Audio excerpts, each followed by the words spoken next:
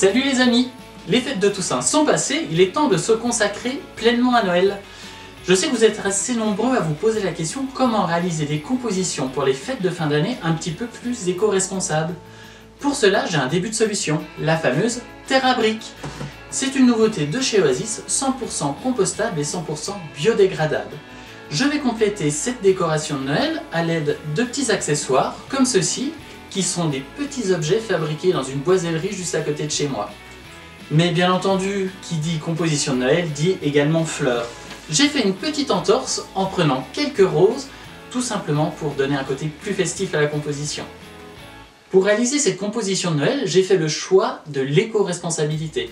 Pour ça, je suis allé glaner tout autour de chez moi plein de petits éléments. Du fusain, les cyaneurodons, des branchages, de la mousse.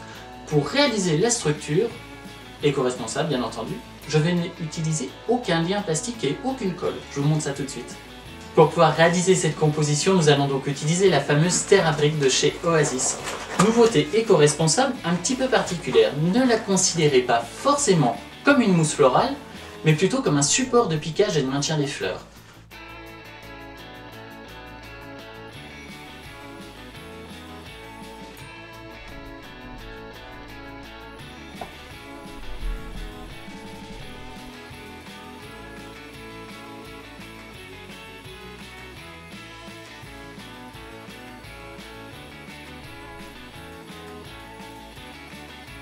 Cette fois-ci, nous allons donc réaliser la structure. Pour ceci, nous allons utiliser des branchages assez basiques que j'ai glanés dans la nature et nous allons les travailler en forme d'étoile. Et pour les fixer, de la ficelle de lin pour être encore plus éco-responsable.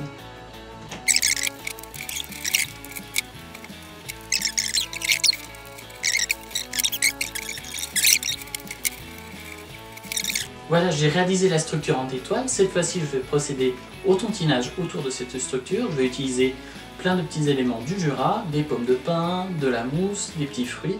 Voilà, j'ai fini mon support étoile en glane du Jura. Cette fois-ci, je vais venir le poser sur mon support et il ne nous restera plus qu'à appliquer les fleurs.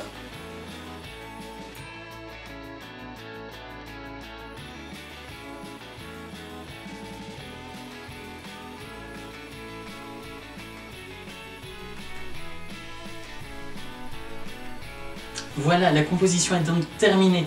Alors je vais vous rappeler 2-3 étapes pour bien utiliser cette fameuse terre à briques. Alors tout d'abord, vous la mettez dans un contenant étanche et ensuite vous allez l'arroser avec de l'eau qui contient les fameux sels minéraux de conservation. Alors bien entendu, elle ne s'utilise pas du tout comme une mousse florale classique, mais plutôt comme un pique-fleur japonais. C'est plutôt un support de maintien qu'une réserve d'eau.